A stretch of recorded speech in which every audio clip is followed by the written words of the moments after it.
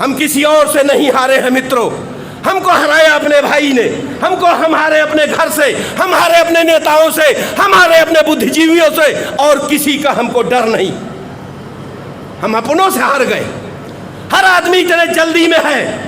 और आज मैं एक हमारे साथी हैं प्रधान वीरेंद्र प्रताप सिंह जी, वीरेंद्र सिंह जी, उनको एक मैंने फोटो भेजा, बाबा साहब की को कंधे पर लिए हुए कांवड़ यात्रा लेके चला रहा है और उसमें बाबा साहब की फोटो लगी हुई है और भीम कांवड़ रथ लिखा हुआ।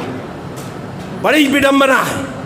1932 के पहले और 1932 से पहले, मैं 1871 की बात भी बोल दे रहा हूँ, पहली जनगणना हुई थी जब 1871 की जनगणना में हमने कहा था, हमारे लोगों ने कहा था कि हमारी गिनती कभी हिंदुओं के साथ नहीं होनी चाहिए। वो थे नमोसूत्रा, थे बंगाल के 1871 में, और 1871 में उनकी गणना हुई थी नमोसूत्रा के तौर पे।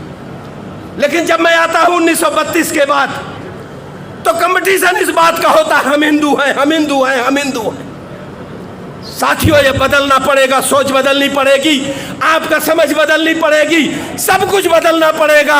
और जब मैं कहता हूँ 1932 से पहले, तो जितने भी जनगणनाएं हुए, जितने भी विद्वानगण हैं, चुनौती दे करके कहता हूँ, कहीं पर अगर वो बता दे कि कहीं पर हमारी गिनती हिंदुओं के साथ नहीं हुई है। 5 समाज होते थे जनगणना में, 5 हिंदू थे, मुस्लिम थे, सिख थे, ईसाई थे, डिप्रेस क्लास थे। डिप्रेस क्लास में अनुसूचित जाति भी थी, पिछड़ा वर्ग भी था। लेकिन आज जैसे कंचायलैया जैसे लोग, कुछ विद्वान हैं जो हमारे हमारे दोस्त भी हैं, बड़े अच्छे लेखक भी, कोशिश कर रहे हैं इन दोनों संघों में, दोनों समूहों में, पिछड़े वर्ग में, दलित समुदाय में, दलित बहुजन, दलित बहुजन, दलित भी ठीक नहीं है। हम कहते हैं हमको कह लो अछूत जाति, अनटचेबल कहो, हम बड़े खुश रहेंगे। हमारे उत्थान में बड़ी हमारे कहते हैं, जब अछूत कहोगे हमको, तो हमको जो है लड़ाई लड़ने का हमारा हथियार जो तेज होता जाएगा। और दलित करके गुमराह नहीं करिए, आज तक दलित समाज की कोई अभी परिभाषा नहीं हो पाई। और दूसरा मैं कहता हूँ कि जब कहता हूँ, मान्यवर कांशीराम का दूसरा उदाहरण देता हूँ कि जब कहते हैं वो कि तलवार जो है एक तरफ धारदार होती है, तो दोनों तरफ धार करना शुरू कर दीजिए। अगर चलाने वाला एक तरफ कटेगा तो दूसरा भी कुछ न कुछ कटेगा। लेकिन उनका वो भी, किन परिस्थितियों में उनका वो भी आंदोलन फेल हो गया। तकलीफ इस बात की है, जब मैं कहता हूं कि दुख है, दुख इसी बात का है कि किस तरह से हमारे आंदोलन को, जहां मैं साइकिल चला करके अपने जिले आजमगढ़ से आता हूं, साइकिल चला चला के उस आंदोलन को खड़ा किया गया था, उनके साथ काम करने का अवसर मिला था, कम से कम वो आंदोलन बिक गया। दुख इस बात का। और जब मैं कहता हूं कि कारण है, निवारण है, तो कारण इस बात का है कि आज भी हम बाबा साहब को मानते हैं, लेकिन जो है सबसे ज्यादा जो है बेचते हम अपने आप को, समाज को बेचते हैं। कुछ एक लोग कहते हैं, समझ में नहीं आती साथियों, कि हम लोग कभी कभी बात करते हैं कि जाति पर आधारित गणना, जाति पर आधारित गणना, सीए जो नागरिकता संशोधन कानून, नागरिकता संशोधन कानून 2019। साथियों, आपके ज्ञान के लिए, कुछ लोग जानते होंगे तो बहुत बढ़िया है कि 2003 नागरिकता संशोधन कानून से पहले, 2019 से पहले 2003 नागरिकता संशोधन कानून इस भारतवर्ष में लगाया गया। कितने लोग जानते हैं 2003 नागरिकता संशोधन कानून मित्रों? और उसमें केवल और केवल बड़े पैमाने पर अनुसूचित जाति के लोगों को नागरिकता छीनी गई है। बहन जी, 2.5 करोड़ लोग जो है हमारे अनुसूचित जाति के लोग नागरिकता विहीन 2003 से, और उनको क्या कहा गया, ये अवैध घुसपैठिए।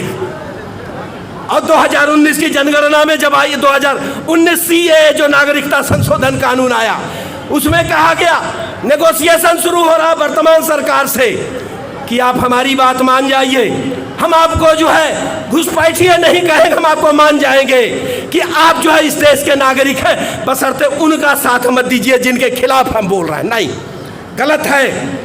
जो इस देश का नागरिक है, जो इस देश में पैदा हुआ है, 1955 के जो है सिटीजन अमेंडमेंट एक्ट है, उसको भी आपने बदला है। कितने बड़े पैमाने पर देश के साथ गद्दारी हो रही है, ये भी आपको समझना पड़ेगा। इन तमाम चीज़ों के साथ बहुत सारे लोग हैं। अभी मैं चाहूँगा कि अपनी बात जल्दी से जल्दी, जितना मैं जल्दी से जल्दी ख़त्म कर दूँ तो 3-3 मिनट में। इस तरह की जो बातें आती हैं, हम बात में कहते हैं, हम सबको कहते हैं। 2002 में एक मलेशिया में सम्मेलन हुआ, अंतर्राष्ट्रीय दलित सम्मेलन मलेशिया कुआलालंपुर में, और मान्यवर साहब ने कहा था, बड़े किसी को बुरा लगता हो बुरा मत मानिएगा, उनसे हाथ जोड़ करके माफ़ी मांगता हूँ। मान्यवर साहब ने कहा था मुख्य अतिथि के तौर पर कि अगर दलित आंदोलन को बिकने से किसी को सीखना है, बेचा कैसे जाता किसी को सीखना है, तो महाराष्ट्र के महारों से सीखिए और वह ऑन रिकॉर्ड जा करके देख लीजिए। इस तरह की चीज़ें हमको हमारे साथ हो रही। जितने बड़े क्रांतिकारी, जितने बड़े आंदोलनकारी लोग थे, सब के सब जो उनका नागपुर से लेकर वहीं से उनका दरवाजा चलता है। और आज हम भी परेशान हैं, कैसे होगा, क्या होगा। तीसरी एक अंतिम बात कह करके मैं अपनी बात समाप्त करूंगा। भंते जी, 2003 में फिर आ रहा हूँ। 2098 से 2003-97 कौन प्रधानमंत्री थे? अटल बिहारी वाजपेयी जी थे ना। और जो हमारे आज के प्रधानमंत्री हैं, गला फाड़ फाड़ के कहते हैं मैं पिछड़ा वर्ग हूं, मैं पिछड़ा वर्ग हूं। सच्ची बात है, वो पिछड़े वर्ग है मित्रों। क्यों? 2003 में बड़े पैमाने पर पिछड़े वर्ग के साथ छेड़छाड़ी की गई, और अटल बिहारी वाजपेयी जो जुमला सुना करके, कहानी सुना करके, मुस्करा करके जो चलते थे, वो सबसे बड़ा अगर किसी का नुकसान किया इस देश में तो पिछड़े वर्ग वालों का किया। कैसे किया? जब पिछड़े वर्ग से किसी सामान्य वर्ग को पिछड़े वर्ग की सूची में लाया जाएगा तो उसके लिए राज्य सरकार की समिति बनेगी, अध्ययन करेगी, रिपोर्ट देगी। उसके बाद वो रिपोर्ट जो है राज्य की विधानसभाएं दिल्ली भेजेगी। उसके बाद वहाँ पर जो है सहकारिता मंत्रालय, सामाजिक न्याय मंत्रालय जो भी है, उसको छानबीन करेगा क्या ये सचमुच ठीक है या नहीं। उसके बाद गृह मंत्रालय छानबीन करेगा यह ठीक है कि नहीं। उसके बाद जनगणना विभाग देखेगा यह ठीक है कि नहीं। उसके बाद पिछड़ा वर्ग देखेगा यह ठीक है कि नहीं। अगर ये सारे बिंदुओं पर यह पाया जाता है कि राज्य सरकार के रिकमेंडेशन कि इन बिरादरियों को पिछड़े सामान्य वर्ग से पिछड़ी जाति में डालना है, तब बात मानी जाती है। और 2003 में क्या हुआ? ना कोई समिति, ना कोई रिपोर्ट, ना कोई अध्ययन, ना कोई कमीशन, कुछ नहीं बना है। और उसके बाद क्या किया गया? पिछड़ा वर्ग आयोग के अध्यक्ष से लेकर सदस्यों का गला पकड़ा गया, और उसके बाद कहा गया यहीं बैठे हो तुम, यहीं बैठे मान लो बात। और उसी में हर प्रदेश से 30-30, 40-40 जातियों को, सामान्य वर्ग के लोगों को सामान्य से पिछड़ा वर्ग कर दिया गया। और उसी के उपज जो है मोदी जी हैं, देख लीजिएगा, लिस्ट उठा के देखिए काका कालेलकर कमेटी में कहीं मोदी गाछी बिरादरी है कि नहीं है।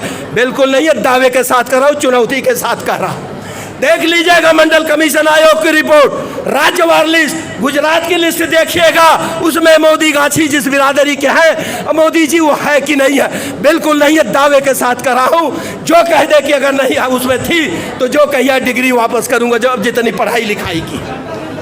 इस तरह से इतने बड़े पैमाने पर धोखे करके एक पॉइंट और बोल के मित्रों मैं अपनी बात खत्म करूंगा।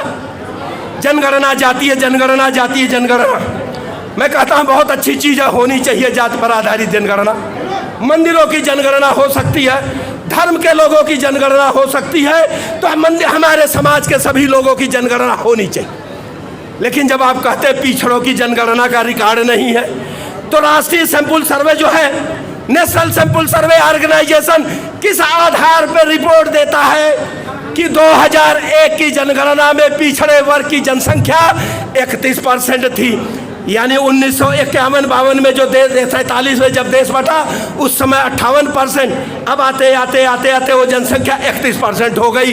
2011 में फिर नेशनल सैंपल सर्वे कहता है कि देश में पिछड़ों की जनसंख्या 6% बढ़ी है, वो घट करके बढ़ करके 37% हो गई है। अब तीसरी बात आ जाता हूँ, शेड्यूल कास्ट की जनसंख्या 2001 में जो है 15.5% 2011 में बढ़ के 16.2% होती है। शेड्यूल ट्राइब की जनसंख्या 2001 में 7.5% बढ़ करके 8.2%, 1% नहीं बढ़ रही। आपके सामने प्रश्न है कि जब किसी की जनसंख्या बढ़ी नहीं तो 2001 जो है आपका 22 चल रहा है, देश की आबादी 141 करोड़ कैसे हो गई है? ये किसकी आबादी बढ़ी है? इसका मतलब मैं कहता हूँ यह जनसंख्या घोटाला है। देश की सरकारें कर रही हैं, केंद्र की सरकार कर रही है। जो भी हो, बहुजन समाज को, चाहे SC हो, चाहे ST हो, चाहे बैकवर्ड हो, चाहे जो भी माइनॉरिटी हो, सबको इकट्ठा करके इस लड़ाई को लड़ना पड़ेगा। और लड़ाई जब सब इकट्ठा होंगे तभी हम जीतेंगे। अपनी बात मैं यही समाप्त करता हूँ।